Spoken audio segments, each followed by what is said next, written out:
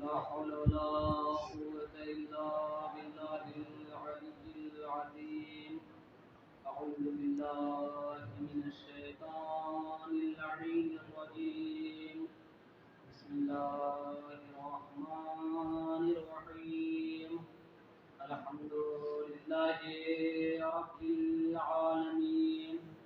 वस्सलातु वस्सलामु अला अशरफिल खलाइक़ि अजमईन अर्रसूलिन नबिय्यिल उम्मिय्यिल अरबिय्यिल फ़ारसिय्यिल मदनी अब्दल इत्तिहामी सय्यदिल बदीइस सिराजिल मुफ़ीदिल कौकबिद दुर्री साहिब विक़ार व सकीनतिल मदफून बिअर्दिल मदीनतिल अब्दिल मुवज्जह व रसूलिल मुस्तफ़ा अमजदिल महमूदिल अहमद हबीबे इलाहिल आलमीन अबिल क़ासिम मुहम्मद। अल्लाहुम्मा सल्लि अला मुहम्मद व आलि मुहम्मद। وعلى أهل بيته الطيبين الطاهرين المعصومين المنتخبين ولعنة الدائمة على أعدائهم أجمعين. أما بعد فقد قالت عائشة سمعت من رسول الله أنه قال علي خير البشر ومن أبى فقد كفر. अल्लाहुम्मा सल्लि अला मुहम्मद व आलि मुहम्मद। अज़ीज़ान ईमान, सबसे पहले इस पुरमलाल और पुरअम अय्याम की तस्वीर व ताज़ियत अपनी जानिब से और तमाम तलबे कराम की जानिब से नज़र मासूमाना इस्लाम करता हूँ। अज़ीज़ों, मेरा मिजाज आप जानते हैं, मैं शादी मजलिस पढ़ने का आदमी हूँ, लेकिन आज अपने तर्ज़े बयान से हट कर मैं कुशाई करने की कोशिश करूँगा। बुजुर्गवान के दरमियान जसारत करना बहुत बड़ी बात है। मैं बिला तमीज़ अपने मौजूद की तरफ पढ़ूँ। मैंने जिस हदीस शरीफा को पढ़ने का शरफ हासिल किया, वो हदीस उलमाए तशय्युअ मज़हबे तशय्युअ से ताल्लुक़ रखने वालों के नज़दीक भले ही मोतबर ना हो, लेकिन फ़िरक़े तशन्नुअ से ताल्लुक़ रखने वाले अफराद में बहुत ही मोतबर तरीन है। क्यों? क्योंकि इस हदीस की रावी नहीं है, राविया है। वाह वाह वाह वाह। ये वो राविया है कि जिसे उम्मत मुसलमा अपनी माँ के नाम से जानती है। अब बच्चों की माँ क्या कह रही है कि मैंने रसूल खुदा से सुना कि आपने इरशाद फरमाया अलीयुन खैरुल बशर, अली तमाम मर्दों में, तमाम लोगों में हसब के एतबार से, नसब के एतबार से, सीरत के एतबार से, अखलाक के एतबार से, इल्म के एतबार से, मनाक़िब के एतबार से, मंजिलत के एतबार से, रुतबे के एतबार से, अमाल के एतबार से, अफ़आल के एतबार से, हर एतबार से अली तुम लोगों में सबसे बेहतर है। और जिसने इस बात का इनकार किया गोया उसने कुफ्र अख्तियार किया। अब मैं एक जुमला अर्ज़ करूंगा, ऐ वो लोगों कि जो अपनी अम्मी की बात पर अमल करते हो, एक बात याद रखना, ये भी तुम्हारी माँ का कौल है। अगर एक मौलवी की बात को इनकार करो तो जन्नत में जाने का इम्कान है, लेकिन अपनी माँ की बात न मानने वाला कभी जन्नत नहीं जाता। वाह वाह वाह वाह अपनी वाह माँ की वाह। बात न मानने वाला कभी जन्नत का हकदार नहीं होता। रज़ा सिद्दीकी कहते हैं कि बेवफाई करने वाला मकसद शबीर से परचमे बास के साए में आ सकता नहीं, और चाहे कितना भी बड़ा हो बिगड़ जाहिर, मगर माँ के दिल को तोड़कर जन्नत में जा सकता है।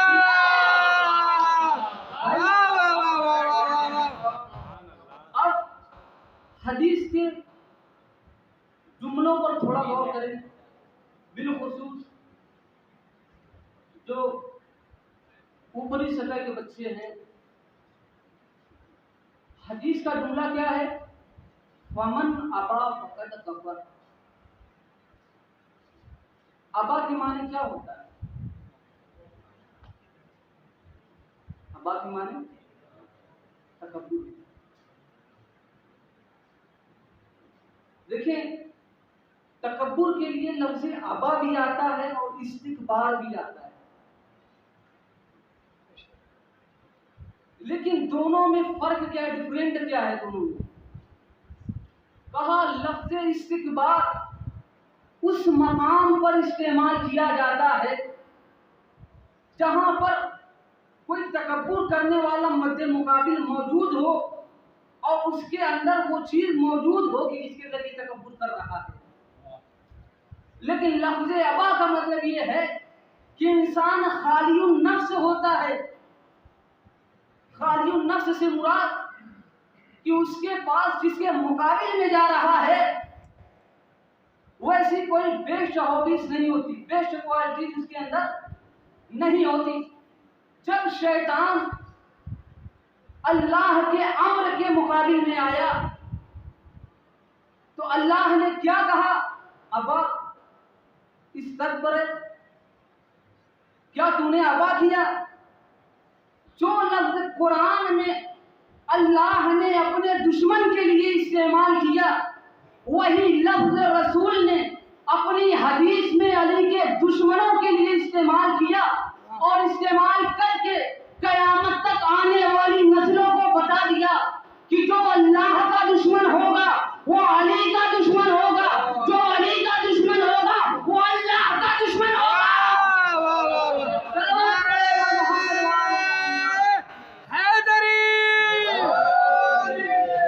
जो खुदा का दुश्मन है वो अली का दुश्मन है, जो अली का दुश्मन है वो खुदा का दुश्मन है। अब मैं हदीस का सहारा लूं, बिल्कुल मुब्तदी सतह की हदीस है, जिसे मेरे ख्याल से कोई भी अफराद ऐसा नहीं होगा कि जिसको याद ना। बहुत ही मशहूर हदीस है, अन्नज़रु इला वजहि अली इबादत। अली के चेहरे की तरफ देखना इबादत है। अली के चेहरे की तरफ देखना इबादत है। अब सवाल ये पैदा होता है कि क्यों अली के चेहरे की तरफ देखना इबादत है? सुभान अल्लाह, सुभान अल्लाह। भाई रसूल को अगर इरशाद फरमाना था तो कह सकते थे अन्नज़रु इला वजहि ईसा इबादत, अन्नज़रु इला वजहि मूसा इबादत, अन्नज़रु इला वजहि इस्माईल इबादत, अन्नज़रु इला वजहि इब्राहीम इबादत। लेकिन रसूल ने क्या कहा? अन्नज़रु इला वजहि अली इबादत। अली के चेहरे की तरफ देखना इबादत है। अब जिस माँ की हदीस मैंने पेश की, अब उसी माँ और उसके बाप का वाकया सुनिए। बेटी से मुलाकात के लिए बाप आया और रसूल की इयादत करने के लिए। अब इयादत का हदफ किसका था? रसूल करीम का।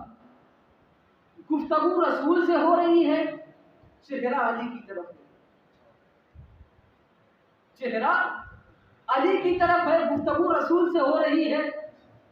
अगर मैं पीछे की दीवार की तरफ देख के मजलिस पढ़ूं तो लोग कहेंगे कि मौलाना के अंदर तमीज नहीं है, गुफ्तगू हमसे कर रहे हैं और देख दीवार को।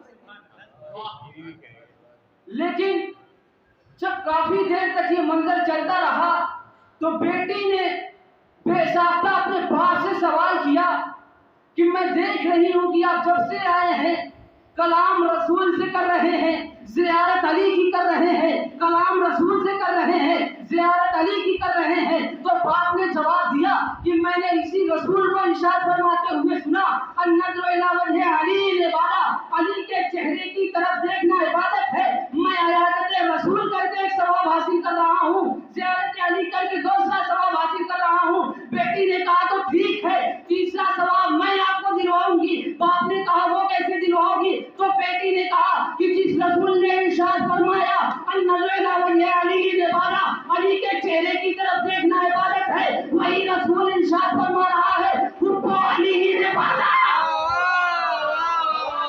अली की मोहब्बत को अपने दिल में पैदा करना इबादत है। वाह वाह वाह वाह वाह। अब फिर अली की मोहब्बत भी आ गई। यहाँ भी रसूल कह सकते थे कि हुब्बे ईसा इबादत, हुब्बे मूसा इबादत, हुब्बे इस्माइल इबादत, कह सकते थे किसी को। लेकिन रसूल ने क्या कहा? हुब्बु अली इबादत, अली की मोहब्बत इबादत है। अब फिर रसूल ने इरशाद फरमाया जिक्र अली इबादत, वाह वाह वाह। अली का जिक्र करना इबादत है।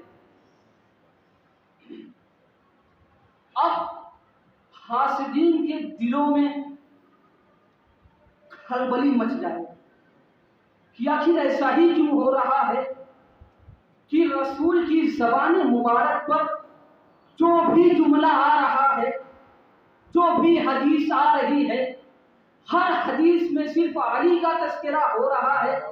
अब हसद करने वाला ये कहेगा कि या रसूल अल्लाह, आपने इतनी हदीसें इरशाद फरमाई, कम से कम एक हदीस हम में से किसी के लिए इरशाद फरमा दिया होता।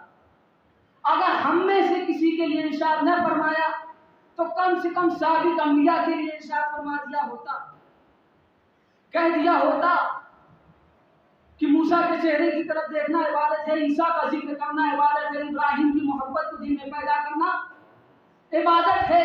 लेकिन आपने हर हदीस में कहा अली की मोहब्बत इबादत, अली का जिक्र इबादत, अली के चेहरे की तरफ देखना इबादत। अब रसूल उन हासिदीन को जवाब देंगे, ऐ नादान, तुझे नहीं मालूम कि जब लोग अली के चेहरे की तरफ देखते हैं तो खुदा की याद आती है, और जब खुदा की याद आती है तो लोग अपनी अपनी ज़बानों में कसीदा गुनगुनाते हैं। फिर कोई कहता है ला इलाहा इल्लल्लाह, ये जवान तो पैकरे इल्म है। कोई कह रहा है ला इलाहा इल्लल्लाह, ये जवान तो पैकरे इल्म है। कोई कह रहा है ला इलाहा इल्लल्लाह, ये जवान तो हसनैन का बाबा है। कोई कह रहा है ला इलाहा इल्लल्लाह, ये जवान तो हारिस काबा है। कोई कह रहा है ला इलाहा इल्लल्लाह, ये जवान तो मौलूद काबा है। कोई कह रहा है ला इलाहा इल्लल्लाह, ये जवान तो सवारे बतूल है। कोई कह रहा है ला इलाहा इल्लल्लाह, ये जवान तो दामाद रसूल है। कोई कह रहा है ला इलाहा इल्लल्लाह, ये जवान तो ज़ीनत बिसर रसूल है। कोई कह रहा है ला इलाहा इल्लल्लाह, ये जवान तो खलील का दूल्हा है। कोई कह रहा है ला इलाहा इल्लल्लाह, ये जवान तो बिसर रसूल पर सोकर मदीने महबूब को खरीदने वाला है। कोई कह रहा है ला इलाहा इल्लल्लाह,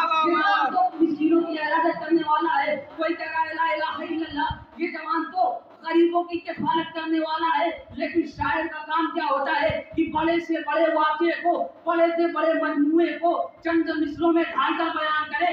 लेकिन जब शायर ने अली के कमाल और फज़ाइल को देखा तो शायर ने दो जुमलों में कहा और इन हदीसों का मजमुआ पेश कर दिया। शायर ने कहा कि खूबी हर एक नबी की खुदा के वली में है, अंबिया की शान अकेले अली। खूबी हर एक नबी की,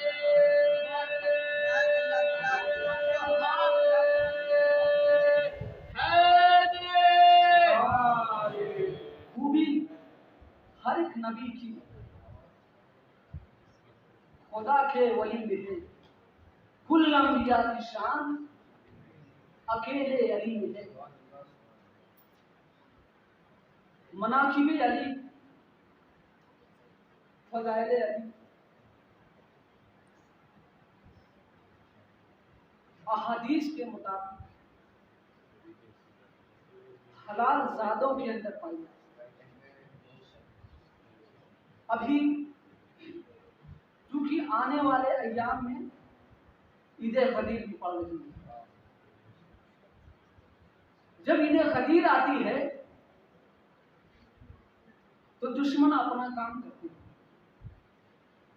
वो कहते हैं कि हम अली को भी मानते हैं और खुलफाए सलासा को भी मानते हैं। अगर आपको इत्तेहाद की इतनी ही फिक्र है तो आप भी अली के साथ खुलफाए सलासा को मानिए। मैं एक रवायत, किताब का नाम है उयूनुल मौजिज़ात, उयूनुल मौजिज़ात, जिसमें रकम है कि एक शख्स मौलाए कायनात के पास आया और आने के पास कहता है, मौला, मेरे दिल में, मेरे कल्ब में, मेरे जिगर में आपके लिए बहुत मोहब्बत है, आपके लिए बहुत ज्यादा इश्क है। मैं अपनी जान आप पर कुर्बान करने के लिए आमादा हूं। मैं आपसे बहुत ज्यादा इश्क रखता हूं, लेकिन मौला, जो मोहब्बत मेरे दिल में आपके लिए मौजूद है, बेआईन ही वही मोहब्बत मेरे दिल में मुआविया के लिए मौजूद है। यानी जितनी मोहब्बत मैं आपसे कर रहा हूं, उतनी ही मोहब्बत मैं मुआविया से भी करता हूं। मौला ने कहा कि तेरी कैफियत इस वक्त यह है कि तू एक आंख से देख रहा है, एक आंख से अंधा है। वाह वाह वाह वाह। एक आंख से तू देख रहा है और दूसरी आंख से तू अंधा है। अब तेरे पास दो रास्ते हैं, या तो अपने दिल में मेरी खालिस मोहब्बत पैदा कर ले और दोनों आंखों से देखने वाला बन जा, या मुआविया की मोहब्बत को खालिसतन अपने दिल में पैदा कर ले और दोनों आंखों से अंधा हो जा।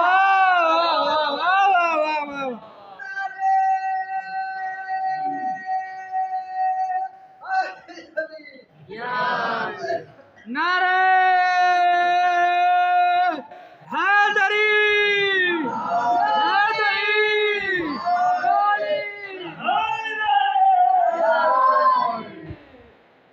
जो मोहब्बत आपके लिए है वही मोहब्बत मुआविया के लिए है। बस एक और वाकया इसके बाद आपकी तमाम। मौलाए कायनात का इल्म कितना वसी, कितना बुलंद था, कि आप इस बात से अंदाजा लगाइए कि मौला ने मिंबर कूफा से सलोनी का दावा किया। अब ऐसा नहीं था कि जितने भी शायर होते थे सब मौला के पास ही जाते थे। कुछ लोग गुमराह थे तो गुमराह के पास जाते थे। वाह वाह वाह वाह वाह वाह। अब तीन लोग जमा हुए, तीन सवाल को यकजा किया और तीन के पास गए। उन तीनों ने उन तीनों से तीन सवाल किया और कहा कि हम तीनों के पास तीन सवाल है, आप तीनों जवाब दीजिए। कहा ठीक है। कहा हमारा पहला सवाल ये है कि हम बगैर ज़िब्ह किए जानवर का गोश्त खाते हैं, उस गोश्त का क्या हुक्म है? अब जवाब नहीं मिला। कहा दूसरा सवाल करो। कहा कि हम बगैर वजू किए नमाज को अदा करते हैं, उस नमाज का क्या हुक्म है? कहा तीसरा सवाल करो। कहा कि हम अल्लाह की रहमत से घबराते। अब जब तीनों को तीनों से तीनों सवालों का जवाब न मिल सका तो कहा चलो मदीनतुल इल्म के पास चलते हैं, चलो दाढ़िए सलोनी के पास चलते हैं। अब जब मस्जिद कूफा में आए और आने के पास सवाल किया तो मौला ने कहा कि मैं जवाब देने के लिए आवाज़। उन्होंने कहा अगर आप सही जवाब देंगे तो हम आपकी खिलाफत बिला फसल के कायल होंगे। कहा ठीक है, सवाल करो। कहा कि हम बगैर ज़िब्ह किए जानवर का गोश्त खाते हैं। मौला ने फौरन कहा कि वो मछली का गोश्त है। कहा कि हम बगैर वजू की नमाज पढ़ते हैं। मौला ने फौरन कहा वो नमाजी नहीं है। उन्होंने तीसरा सवाल किया कि हम अल्लाह की रहमत से मायूस होते हैं, घबराते हैं। तो मौला ने फौरन जवाब दिया कि बेशक इंसान अल्लाह की रहमत बुजुर्ग से घबराता है, क्योंकि अल्लाह की बुजुर्ग तरीन नेमत है बारिश। और जब बारिश मूसलाधार होने लगती है, लगातार बारिश होने लगती है, तो इंसान घबराने लगता है। अब जैसे ही उन तीनों ने जवाब को सुना, कहा या अली, आपने मुतालिया नहीं किया, कोई स्टडी नहीं की, कोई रिसर्च नहीं किया, बगैर सोचे, बगैर समझे, बगैर देखे, बगैर किसी मुतालिए के फौरन जवाब दिया। मौला ने कहा बता तेरे हाथ में उंगली कितनी है? वाह वाह वाह वाह वाह। मौला ने कहा बता तेरे हाथ में उंगली कितनी है? कहा 5 उंगली है। मौला ने कहा उंगलियों को देखा नहीं, शुमार नहीं किया, मुतालिया नहीं किया, तवज्जो नहीं किया, बगैर देखे, बगैर सोचे, बगैर समझे, बगैर रिसर्च के, कैसे बता मेरे हाथ में 5 उंगलियां है? कहा मौला ये 5 उंगलियां मेरी निगाहों के सामने हर वक्त रहती है। तो मौला ने कहा सुन, जिस तरीके से तेरी 5 उंगलियां तेरी निगाहों के सामने रहती है, इसी तरीके से पूरी दुनिया के सवालों के जवाब ज़हन अली में घूमते रहते हैं। उन्होंने कहा हवाला याद नहीं है, किताब सोचने दो, कहाँ से पूछ रहे हो, नसाब सोचने दो। अली की जिंदगी में कोई ऐसा सवाल ही न था कि जब अली ने कहा हो जवाब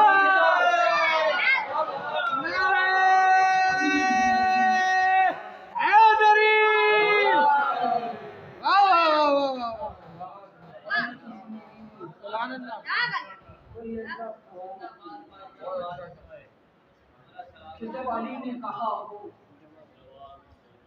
जवाब। अजीजों,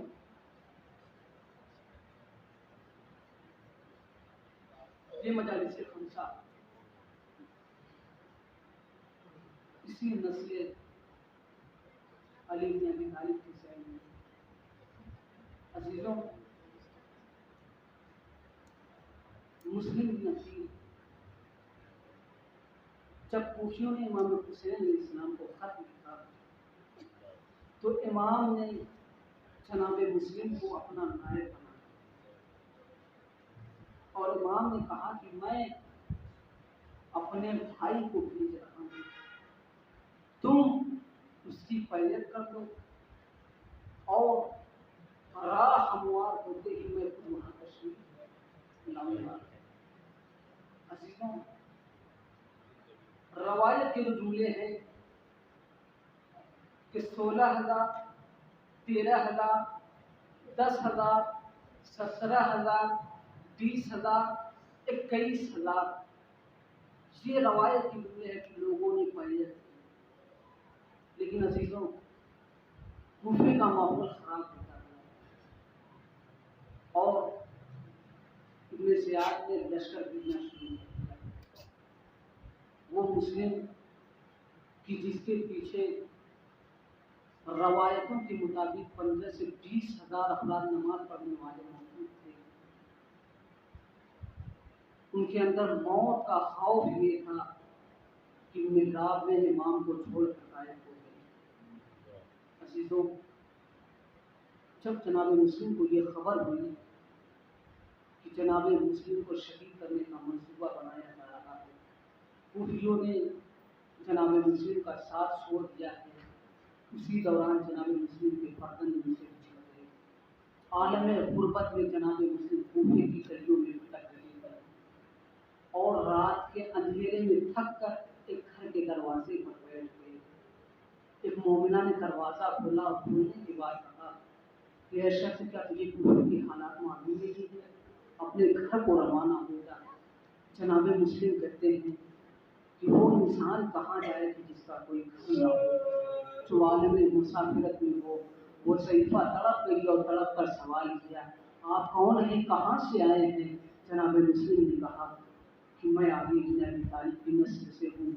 जैसे ही वो मोमिना सुना और सुनते ही उस मोमिना का दिल तड़प गया और तड़प कर कहने लगी, मैं आशिक अली में से हूँ। तुमने थोड़ा पानी तलब किया, पानी तलब करने के बाद वजू किया, वजू करने के बाद नमाज तहज्जुद को अदा किया, नमाज तहज्जुद को अदा करने के बाद जनाब मुस्लिम की आंख लग गई। जैसे ही आंख लगी, ख्वाब देखा, मौला अली आए हैं और कहे, मुस्लिम हम तुमको लेने आए हैं, जल्द ही हमसे मिल जाओगे। ये सुनना था। जनाब मुस्लिम अपने ख्वाब से बेदार हुए। जनाब मुस्लिम ने नींद से बेदार होने के बाद क्या देखते हैं, उस मोमिना के घराने का मर्द इब्ने ज़ियाद के लश्कर का कारिंदा था, उसने खबर पहुंचा दी। इब्ने ज़ियाद ने लश्कर को भेजा। मुस्लिम ने कहा, मैं तेरे घर से बाहर निकल जाता हूँ, क्योंकि मैं नहीं चाहता कि किसी अलमी की वजह से किसी मोमिना के घर में बेपर्दगी हो। जनाबे मुस्लिम ने अपनी तलवार को नियाम से बाहर निकाला। बाहर निकालने के बाद उस मोमिना के घर से बाहर आए, हमला करते गए, जालिमों को फिनार करते गए, लेकिन अजीजों लश्कर पर लश्कर आता रहा। जब जालिमों ने देखा कि जनाबे मुस्लिम को शिकस्त देना बहुत मुश्किल है, तो अपनी पुरानी आदत के मुताबिक धोखा देना शुरू किया। एक गड्ढा बनाया।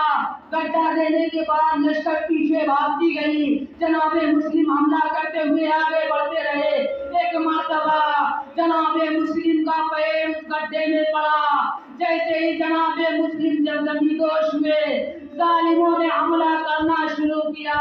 किसी जालिम ने तलवार से रुखे मुबारक पर ऐसी ज़रब लगाई, जनाबे मुस्लिम के दंदाने मुबारक शहीद हो गए। अल्लाह हो खैर जगह। अल्लाह आपको कोई गम न दे सिवाय गमे मंजूमे करबला के। जनाबे मुस्लिम को असीर बनाया गया। असीर बनाने के बाद दरबार लाया गया। जनाबे मुस्लिम जब दरबार में पहुंचे तो लोगों ने कहा, अमीर को झुककर सलाम करो। जनाबे मुस्लिम ने कहा, मेरा अमीर सिर्फ मेरा आका हुसैन है, मैं उसके अलावा किसी और के सामने अपने सर को नहीं झुका सकता। जैसे ही ये सुना, अमीर ने कहा कि मुस्लिम को दार पर ले जाओ और दार से गिरा दो। जनाबे मुस्लिम से आखिरी वसीयत पूछी गई। जनाबे मुस्लिम ने नमाज पढ़ने की ख्वाहिश की। जनाबे मुस्लिम ने नमाज को अदा किया। एक मर्तबा नमाज पढ़ने के बाद ज़ियारत का जुमला कहा, अस्सलामु अलैका या अबा अब्दिल्लाहिल हुसैन।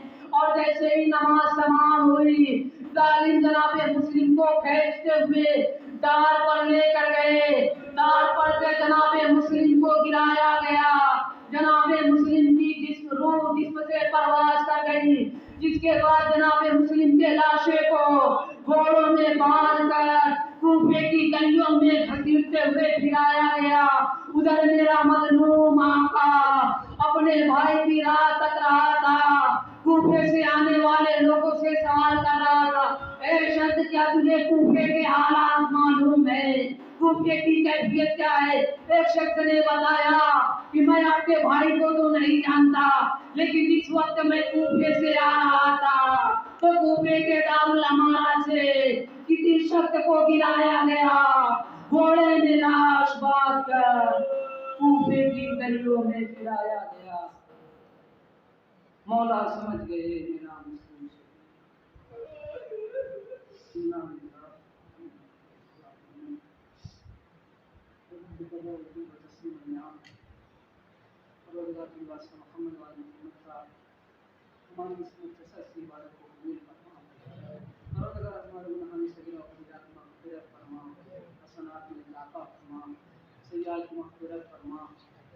हमें अपने वालिदैन की अताअत और उनकी खिदमत करने की तौफीक इनायत फरमा।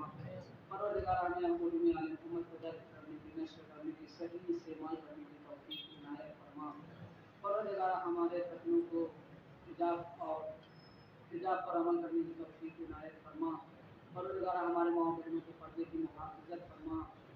परवरदिगारा हमें जो मखलूक से कर्ज को खुदाने खैर से अदा फरमा। परवरदिगारा इस पूरा शौक माहौल में हमारी सबसे अहम दुआ है कि वक्त के इमाम ज़माना अलैहिस्सलाम में ताज़ील फरमा। परवरदिगारा इमाम के ज़ुहूर के साथ सबसे अख़स दुआ ये है कि हमारी आक़िबत का खैर फरमा।